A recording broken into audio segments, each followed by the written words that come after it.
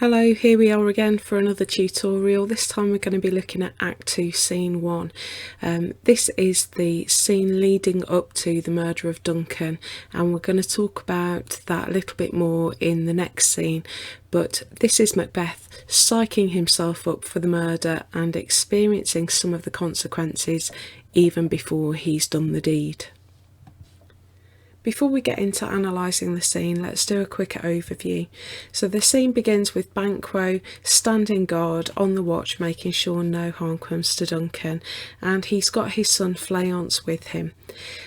Macbeth appears, and Macbeth and Banquo have quite an awkward conversation, and it finishes off with Macbeth sending Banquo and Fleance off to bed and taking over the watch. Now, of course, he's not taking over the watch, he's getting rid of Banquo so that he's free to murder the king. While he's waiting for the signal from Lady Macbeth, he starts to hallucinate and sees a dagger, and we get that really famous section from the play that we're going to look at in a moment.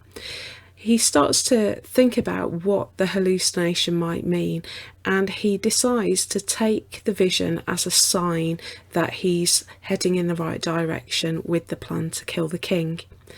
Towards the end of the scene, Lady Macbeth rings a bell to signal to Macbeth that everything is ready for him to come and murder the king, and the scene ends as Macbeth leaves to go off and commit the murder. Now at this point, if you haven't already read Act 2 Scene 1, you should pause the video and go off and read it. Although you might have a sense of what happens in the scene, that isn't enough to analyse the language. So everything from this point will assume that you are familiar with the language of the scene. Okay, so we're going to start by looking at this first section, the conversation between Banquo and Fleance. Now, if you've forgotten, Fleance is Banquo's son, and it's easy to think of him as being quite a lot older than he is. He's old enough to be trained, but he's not old enough to be left alone to do things independently. He'd probably need to be about 14 for him to be left alone on the watch. And so here we can probably assume that he's between 8 and 10 years old. The things that Banquo is teaching him about are quite simple things, and so the suggestion is he's at the younger end of that spectrum. Now, they are described as bearing a torch, and that reminds us that this is night time now. It's very dark, and they've got a torch so that they can keep guard properly. So we're also being reminded that the whole house is on high alert because the King of Scotland is staying there. And so even though Duncan is in the household of what he believes to be a friend, they are still taking a lot of precautions, and so they've got a watch going on all through the night to keep Duncan safe. In this part of the scene, Banquo is teaching Fleance how to be a soldier, and he's taking the opportunity of being on watch in what he believes to be quite a safe situation to tutor his son a little bit. And the first question is about what signs Fleance has heard through the time that they've been on the watch to identify what time it is. Remember, this play is set in about 12 or 1300, and so we don't have clocks, and so Banquo's using the signs and the rhythms of life in the castle to gauge what sort of stage they are through their shift. And this is not Fleance's first lesson, clearly, because he is able to identify the position of the moon and the fact that he hasn't yet heard the person who is calling out the times. And Banquo knows that Fleance can do more. He's quite an encouraging teacher, so he asks another question to draw a bit more information out of Fleance. Notice how respectfully Fleance speaks to his father. There's no one around to impress, and yet Fleance is still referring to his father as Sir. There's something significant about Banquo handing over his sword to his son here. First of all, it shows us that Banquo totally trusts Fleance, that he's arming him while disarming himself. Secondly, he's clearly showing Fleance how to handle a sword, the weight of it, getting him used to it as part of learning to be a soldier. But also there's something symbolic here about Banquo passing on his profession and his skills to his son. So we're touching on the idea of a family line and lots of things being inherited by Fleance from Banquo. Now what's also important to note is that James I, who was the king that the play was written for, was thought to be a descendant of Banquo, and so it's really important that Banquo's character is presented in a noble and positive way. And so first of all, we're seeing Banquo being a good father and handing on good qualities to his son. But the next section also shows that he's morally good, he's a righteous man. At this point, Banquo comments on how unnaturally dark the night time is. He says there's husbandry in heaven, their candles are all out. He can't see any stars, and he's picking up on the fact that this is unusual. It's almost as though there are evil forces at work. Now remember, in Act 1, Scene 5 and Scene 7, both Macbeth and Lady Macbeth have called on darkness to cover their actions, and so we're getting other people noticing how unnaturally, almost supernaturally dark the night time is. It's almost like Macbeth and Lady Macbeth's requests have been granted. This idea continues when Banquo says how exhausted he is, and yet he doesn't want to go to sleep.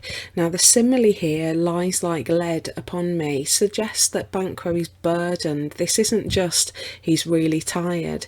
There's something more to his tiredness than meets the eye. And when he says, I would not sleep, there's something deliberate about this. It suggests that it's a choice rather than he's unable to sleep. And so immediately we're asking why Banquo doesn't want to go to bed. The next line explains this a little bit more. He says merciful powers, and this is like an appeal to heaven. It's almost like a prayer, and it's a reminder that there are forces other than evil at work, and it also shows Banquo to be a righteous man compared to Macbeth and Lady Macbeth, who both called on evil spirits. The next two lines are Banquo's prayer. He asks God to help him because he's having nightmares, and so this is the answer to our question. The reason Banquo doesn't want to go to bed is that his sleep is plagued with bad dreams. So even though Banquo is a righteous man, he is being affected by what Macbeth and Lady Macbeth have been up to. Now this section begins to explore the theme of good and evil and the battle between them in the play. There are clearly two forces at work. There's evil, which seems to be the side that Macbeth and Lady Macbeth are on, and the witches of course, but there's also good at work, and that's Duncan and Banquo, and we're going to meet some other characters who also are representative of good and righteousness at work in the world. The problem is that at this point in the play we don't know which one is going to win. It definitely seems like evil has got the upper hand, and it's so much so that even good men are being tormented in their sleep. We're going to see this battle play out. We don't yet know which one's going to win, but maybe we've got a good idea because Shakespeare has got to please the king watching the play. So we've been talking for a little while. It's time for you to do some work now. So here's our first set of response questions. First question, how does this part of the scene build on what we already know about Banquo? So I want you to go back to Act 1 and think about what we've already learnt about him as a character and make some links with details from earlier in the play. Please make sure that you support any points you make with evidence from the text. The second question is, how does the presence of Fleance here help to develop our sympathy for Banquo as a character? Shakespeare is trying to get us on Banquo's side, and I want you to think about why he's included the character of Fleance at all. Okay, so the next section we're going to look at is the arrival of Macbeth. Remember, this scene is set in the dead of night. It's very, very dark. There aren't even any stars. And it's clear that the audience sees who has arrived on the scene before Banquo does. But Banquo is immediately alert. He's a really good soldier. And the minute he hears a sound, he asks for his sword back from Fleance and calls out who's there. Now, Macbeth's response is probably one of the most ironic lines in the whole play. He identifies himself as a friend and as somebody who presents no danger, but we, the audience, know that he's here trying to get rid of Banquo and waiting for Lady Macbeth to signal that she's dealt with the guards. And so he actually, far from being a friend, is the greatest threat of all at this point. Now, another good quality of Banquo is that he's quite intuitive, and he notices straight away that it's unusual for Macbeth to still be awake and remarks on it. Now, it would be customary for the host to stay up until the guest had gone to bed, and so Banquo tells Macbeth that Duncan is settled already, and he also clearly has the king's confidence. He's able to tell Macbeth about how Duncan has been feeling as he's gone off to bed, and he reports how the king is really pleased. He's gone to bed really happy and has been hugely generous with Macbeth's household. He says that the king has sent forth great largesse to your offices. That means that he's rewarded all the servants really generously. We then get another example of Banquo's trustworthiness because he passes on a diamond to Macbeth on behalf of the king. This is her Lady Macbeth's reward for all of her hosting and her sort of generous hospitality. And so we've got another chance to see how trusted Banquo is. The king has felt completely at ease handing over to him a fairly substantial gift, knowing that Banquo can be trusted to pass it on rather than pocketing it for himself. This speech ends with another example of dramatic irony. Banquo tells Macbeth that the king has gone to bed in measureless content, so he's gone to bed feeling completely secure. And we as an audience know that that confidence is completely misplaced because Duncan isn't actually going to wake up. Knowing Duncan's mind as he's gone to bed makes Macbeth's plan to kill him all the more shocking. So now Macbeth himself knows about the level of trust that Duncan has for him. He knows that Duncan has been true to type. He's carried on rewarding loyalty and honesty and faithfulness, and Macbeth's whole household has benefited. And so as Macbeth goes to murder Duncan, he's going knowing all of this because Banquo has just told him. Macbeth is going into the murder with his eyes completely open, and he does it all the same. It's totally cold-blooded. A good word to learn at this point is the word duplicity. The adjective of that word is duplicitous, and it's what Macbeth's being. It means being two-faced, and this is totally what we see in Macbeth here. I can imagine that Macbeth would be feeling really uncomfortable with this conversation because once again he's been reminded of how much Duncan appreciates his loyalty and faithfulness, but we and Macbeth know that Macbeth is far from being loyal. He's about to kill Duncan, and so Macbeth just pretends to be casual about it and brushes it all off, saying that really it wasn't that big a deal. He would have been a better host if he'd had more time to prepare, and this is Macbeth trying to deal with the discomfort that he feels. In this next section, the conversation takes quite a surprising turn.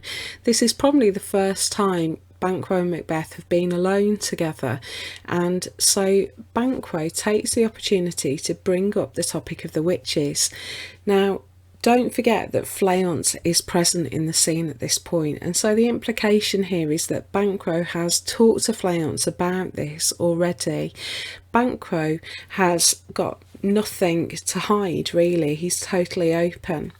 However, the effect that the witches have had on him is not a positive one. He's just told us that his dreams have been plagued with nightmares and that he no longer wants to go to sleep. And so when he says that he dreamt of the weird sisters the previous night, that tells us really what his nightmares have been about.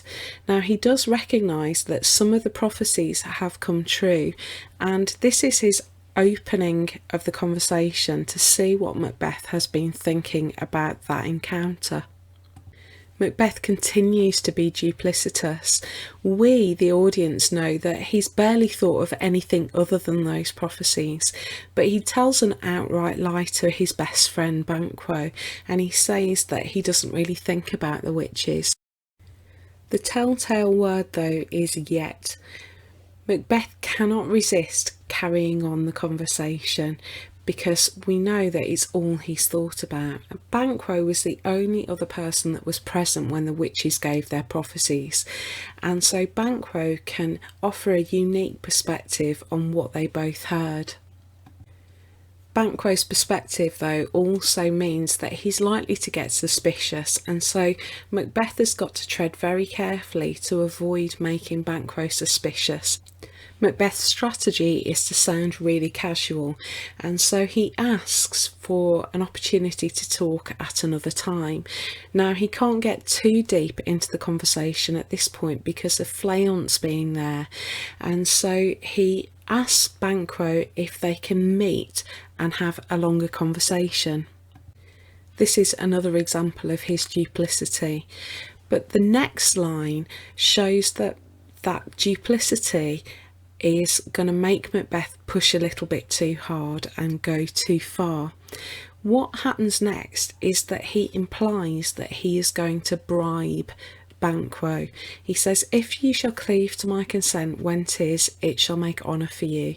And what that means is that Banquo will benefit from supporting Macbeth when the time comes. Now, Banquo's response is absolutely true to type, because he is not a man that can be bought. Banquo says that he is happy to support Macbeth, but only on the condition that he will not have to compromise. He says that he wants to keep his bosom franchised and his allegiance clear. Now, that means that any support he offers Macbeth must not compromise his loyalty to God and to Duncan. And so this shows again the strength and quality of Banquo's character. Even though he's been offered reward, he is refusing to accept it if it means that he has to be less than he is. Now, time's running out for Macbeth. Remember, Lady Macbeth is off getting the guards drunk and preparing for Macbeth to come and kill Duncan. And so it's all getting quite awkward, and Macbeth shuts down the conversation. Now, he sends Banquo and Fleance off to bed and takes over the watch. Now, we know that he's not really taking over the watch. What he's doing is getting rid of them so that he is on his own and the coast is clear for him to go off and carry on with the plan. So he ends the conversation and off Banquo and Fleance go. Okay, so time for some more response work from you. Now, one of the key skills you're going to have to demonstrate in the exam is the ability to make connections across the play. And so our first two questions asked you to reflect on Banquo through all of the play that we've looked at so far.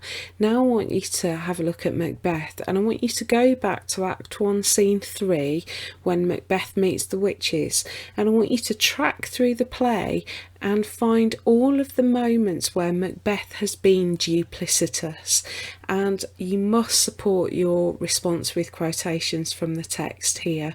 So I want you to find examples of Macbeth being two-faced, saying one thing whilst we, the audience, know something else is going on.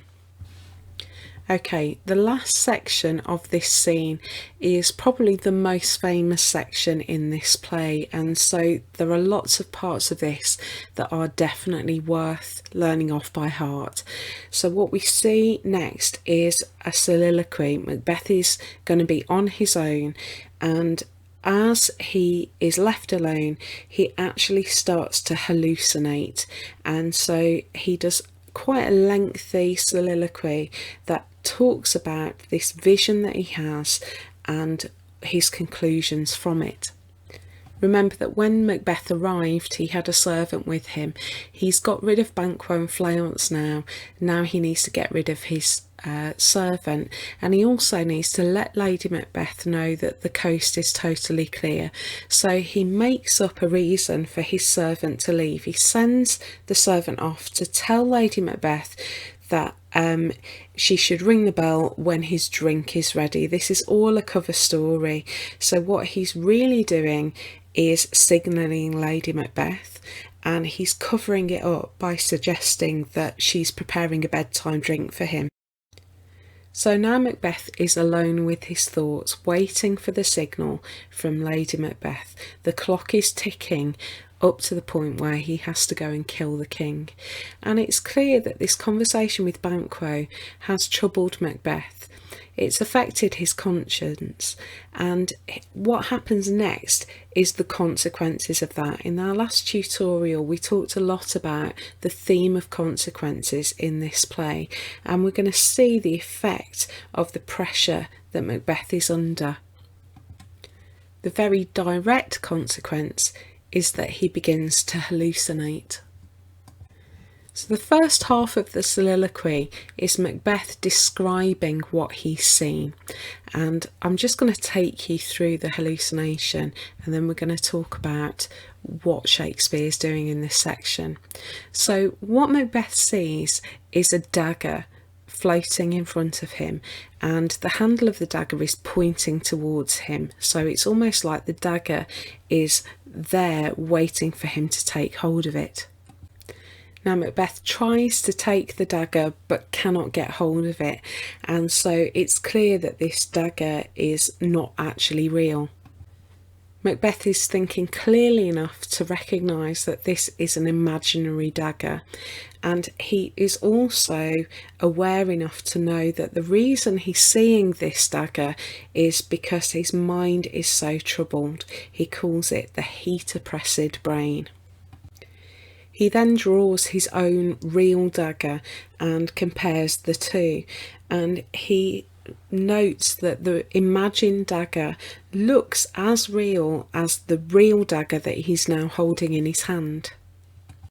Now most people would find a hallucination quite a troubling thing, but Macbeth reasons that this is a sign confirming his decision to murder Duncan. He's saying that the imagined dagger is leading him in the way that he was going, because he was going to use a dagger just like that. Now Macbeth is trying to make sense of what he's seeing, and although it appears to be quite reasonable, the conclusions that he draws are really strange.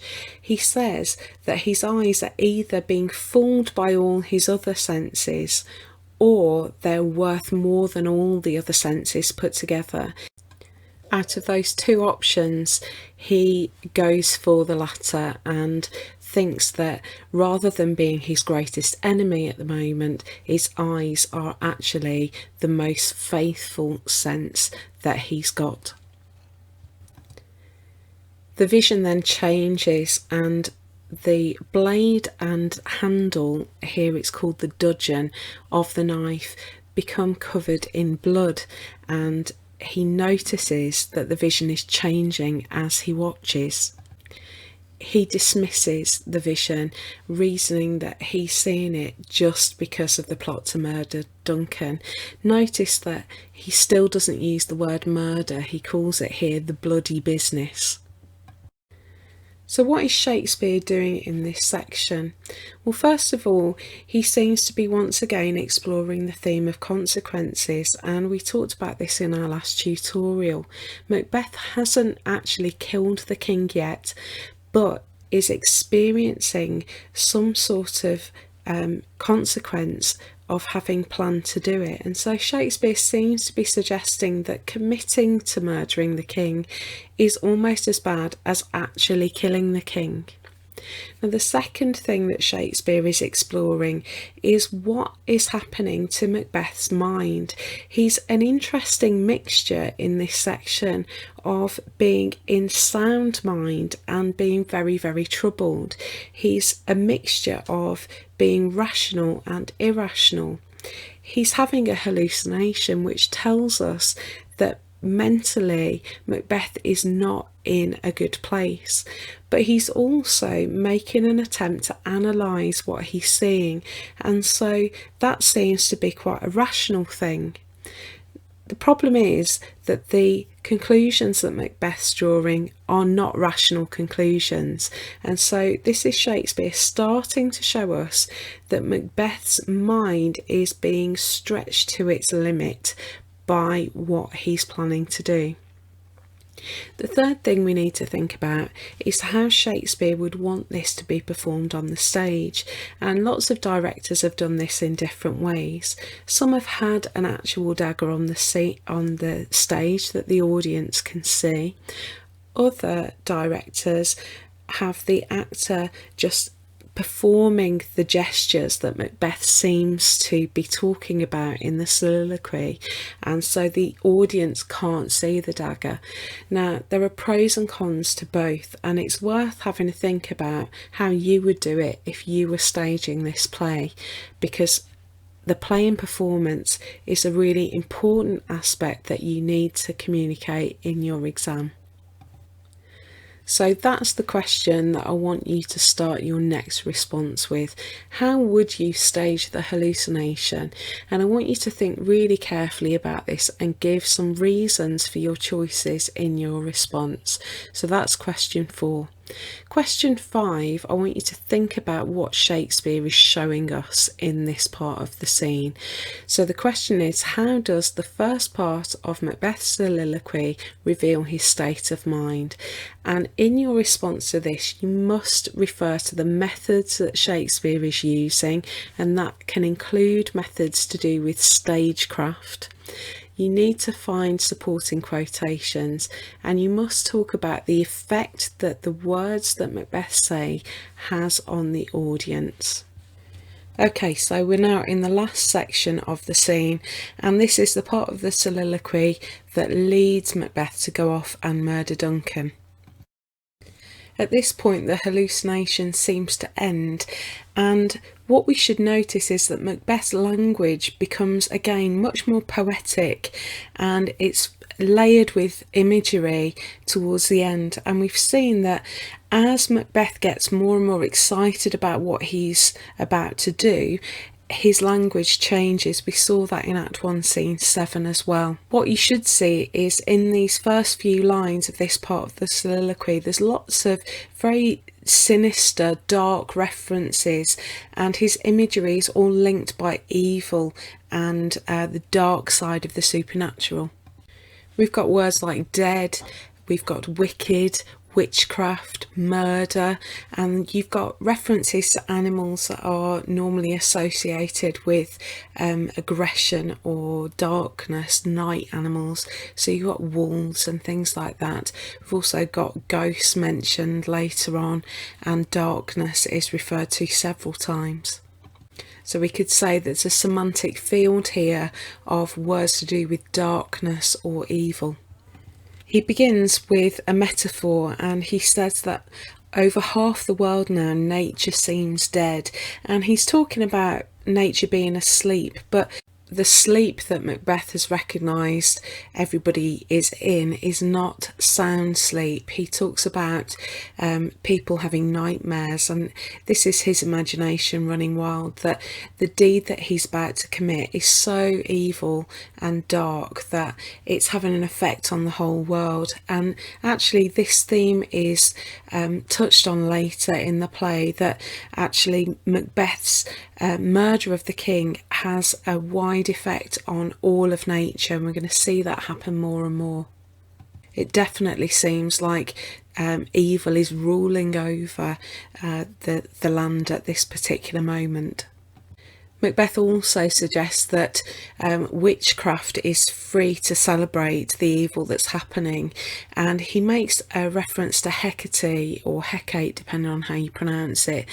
Now, she is from Greek mythology. She was the daughter of Zeus, and she's linked with witchcraft, magic, the moon, doorways, bizarrely, and creatures of the night such as hellhounds and ghosts. And so that gives some sort of framework for all the references that Macbeth makes in this part of the speech.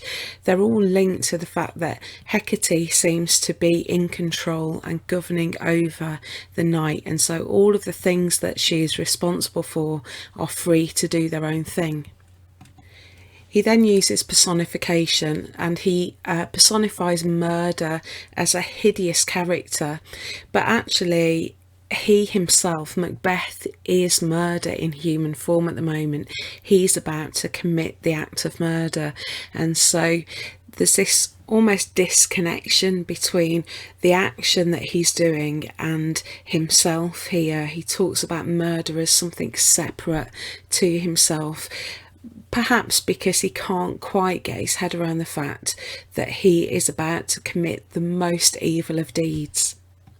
There's also a connection between murder and night time. So he talks about murder being woken up by the howl of the wolf, and actually he's about to be signalled by Lady Macbeth. So you could make an interesting inference here about what Macbeth thinks about himself as murder, and the role that Lady Macbeth is playing in this little speech that he's doing. Now, these references to other sources you could describe as metaphors, but the more precise term for them is allusions, beginning with an A. And this is when one writer makes a reference to another piece of writing or another historical event that the audience would be very familiar with. And in the next line, he refers to a character called Tarquin. Now, Tarquin's full name was Lucius Tarquinius Superbus, which is a great name, but he was a pretty horrific leader. The story that the audience would be most familiar with was that Tarquin raped a woman called Lucrece. Now, she was a virtuous woman, and Tarquin knew that the only way that he could have her was by force, and so he crept to her room at night and raped her. Now, he was eventually overthrown by the people of Rome, who sought vengeance for this criminal act. So why does Shakespeare make this allusion at this point? Well, first of all, Macbeth is pointing to his own fate. As his reign continues through the play, he's going to become more and more tyrannical and do more and more horrific things. And at the end of the play, the people are going to take their revenge and overthrow him. It also suggests that Macbeth is fully aware that what he's about to do is awful, it's horrifically criminal. What's possibly more interesting is the overlap between Shakespeare's own poem of the rape of Lucrece and this section in Macbeth's soliloquy, and so there's quite a lot of overlap in imagery and language use here, which is worth having a look at. So first of all, in the poem, Shakespeare uses the word stole to describe Tarquin sneaking to the room of Lucrece, and in the soliloquy, Macbeth has described his journey to Duncan's room as stealthy. So both words have this idea of operating in secrecy and keeping the actions hidden. Both also have the reference to death, and so in the poem Shakespeare talks about this crime happening in the dead of night, and Macbeth also has said that nature seems dead, so we've got that reference to death as well. Both texts also talk about sleep hiding the actions from the view of any potential witnesses. So Macbeth talks about the curtain sleep, that sleep has drawn a veil over what he's going to do. And in the poem, Shakespeare talks about heavy sleep closing up eyes of anybody that might witness what Tarquin's doing. Both texts also have references to wolves, and so in the poem, Shakespeare says that there are no noises but owls and wolves' death-boding cries, so this idea that the wolf is signalling that death is about to happen. And we know that Macbeth has also talked about being signalled by the wolf to go and murder. There's another borrowed reference from earlier in the scene. Banquo said there's husbandry in heaven, their stars are all out, talking about how unnaturally dark the night was. And in the poem, again, we've got no comfortable star did lend his light. So the quality of the night being very, very dark, unnaturally dark, is another borrowed image. Both texts also refer to the victim. So in the poem, we've got silly lambs, pure thoughts being dead and still. And in the soliloquy, we've got the reference to Lucrece being the design of Tarquin, that this the criminal has set his sights on a victim and nothing will turn his attention away. And finally, both texts have got this personification of the crime. So Macbeth has talked about murder being withered and moving like a person towards the victim, and the poem talks about lust and murder waking up to stain and kill. This idea that the crime is personified is borrowed in both texts. So then Macbeth once again appeals to the supernatural towards the end of his speech. He asks that the earth is unnaturally silent so that his footsteps don't give him away. So he's calling on nature to be his accomplice, and certainly for the duration of the murder that does seem to happen. But as I've already said, later in the play, nature seems to turn against Macbeth to reveal the crimes that he's committed. We see that Macbeth has once again talked himself into the deed, and the last line of the soliloquy, or this section of it before the bell rings, shows how determined Macbeth is. He's worried that while he's talking, he's given himself time to lose his confidence, and so he's willing the bell to ring, which of course then it does. It's worth noticing that not just the imagery has increased towards the end of this soliloquy, but the pace seems to increase as well, to show that Macbeth is getting more and more excited. Notice that this whole section is only 2 sentences.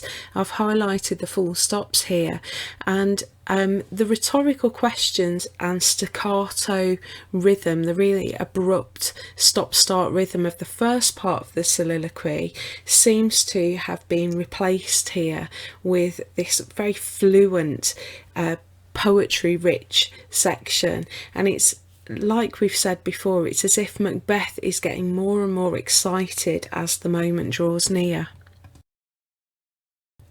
So Lady Macbeth rings the bell, and that is a presentational device in the play, a sort of sound effect that signals that Duncan's life is about to end.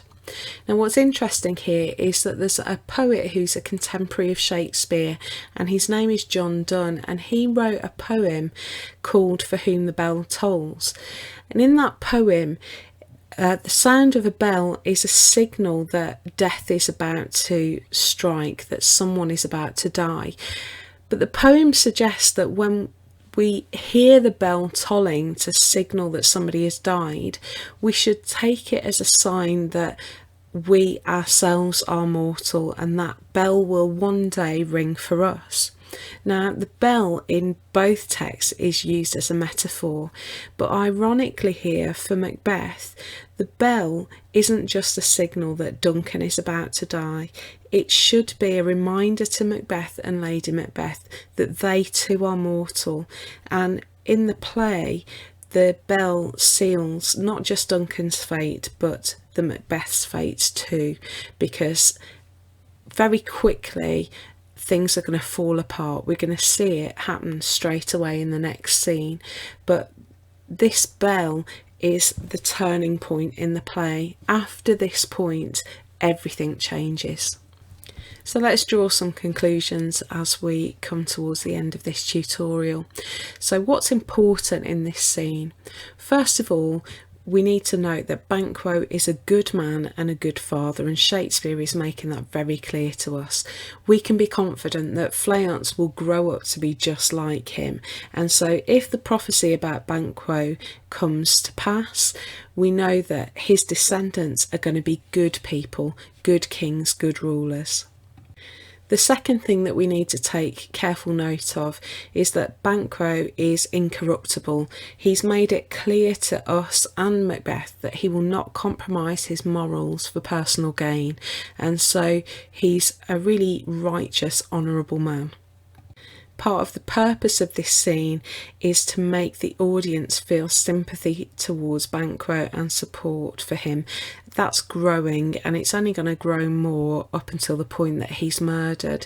So that's really important that we're on the side of Banquo. It's also important that we notice that Macbeth is already experiencing consequences even before he's actually murdered Duncan. So if that's true now, we can only imagine how bad it's going to be once Duncan is actually dead, and we're going to see that in the next scene. We also need to notice that Macbeth is still rational, but his conclusions are irrational, and this is a signal of his growing instability, and so this is worth noticing because this is going to increase as the play continues. And finally, we need to notice that Shakespeare has already alluded to Macbeth's fate. The reference to Tarquin suggests that Macbeth is going to come to a very grisly end before the end of the play, and we already know that at the beginning of Act 2. So our final response then, question number 6.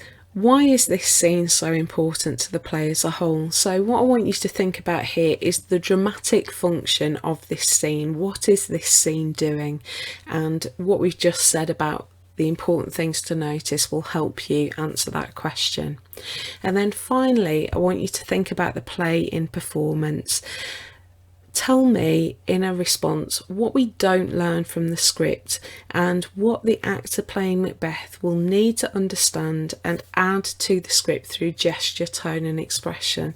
So again, I want you to think about how you would direct this part of the play if you were staging it, and think about the character's motivations, the emotion, and what the language of the text tells us about what's happening to Macbeth as the soliloquy continues. Now that's it for this tutorial. We're going to see the aftermath of the murder in the next tutorial. I hope that's been helpful, and I look forward to seeing your responses when you upload them to Frog.